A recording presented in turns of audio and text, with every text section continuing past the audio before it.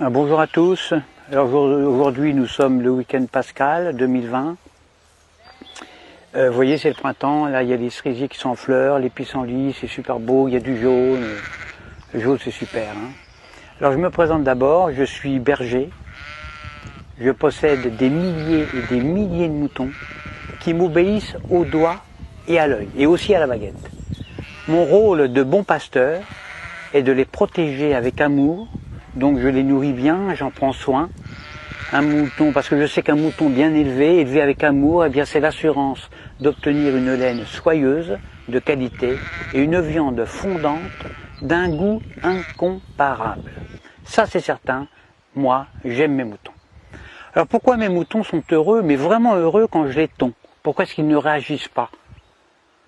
Pourquoi est-ce qu'ils ne réagissent pas quand je les vaccine, quand je les sacrifie sur l'autel de la gastronomie? Il y a un mystère, il y a un mystère. Surtout quand on sait que moi, je suis qu'un petit bonhomme fragile, qui ne ferait pas le poids face à un mouton en colère, un seul mouton en colère. Un seul bélier peut me tuer d'un seul coup. Eh bien, le secret, le voici.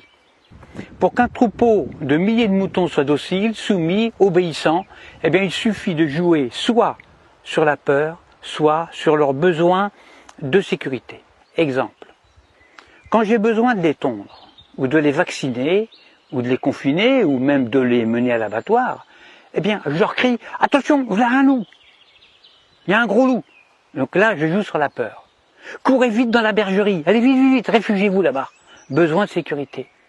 Et là, dans une psychose collective, où ils se piétinent les uns les autres, ils se carapatent tous dans la bergerie, sans même réfléchir, parce qu'ils sont heureux de se retrouver en sécurité, confinés dans la bergerie, loin des dents du loup. La peur court-circuite la réflexion. Elle fait exploser leurs neurones. Alors déjà, qu'un mouton, il n'y en a pas beaucoup.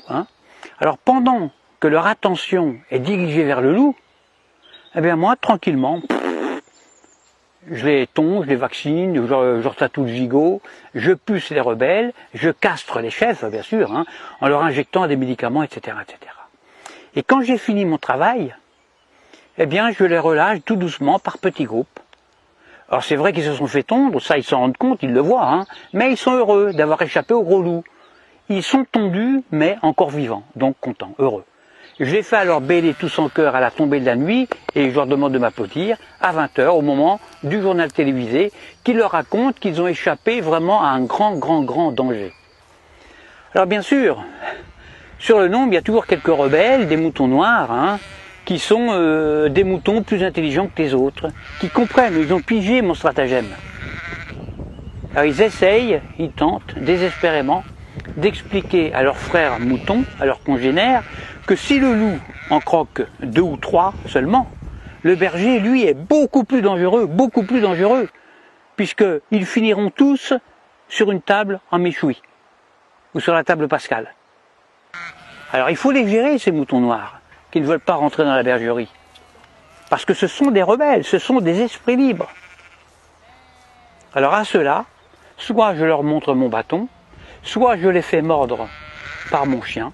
Or le mieux c'est d'égorger un seul mouton noir devant les autres. Alors ça c'est super efficace. Ça. Pour un seul de sacrifier, j'en terrorise des milliers qui deviennent mais alors doux comme des agneaux. J'en tue un et j'en soumets des milliers. C'est comme ça qu'on étouffe la moindre velléité de révolte. Alors il y a de nombreux hommes politiques qui viennent me demander de les coacher.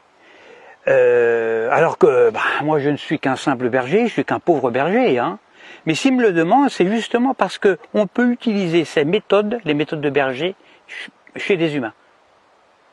En effet, la différence entre le comportement des moutons et celui des humains, eh bien c'est que justement il n'y a aucune différence.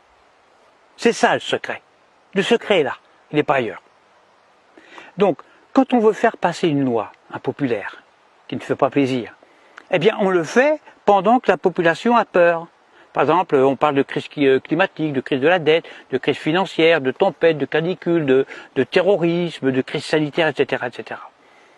À cause du coronavirus, là on joue avec la peur, eh bien on a réussi à confiner non pas des milliers de moutons, mais des milliards d'humains sur toute la planète, sur toute la Terre. Des humains, confinés comme des animaux. Des humains déshumanisés.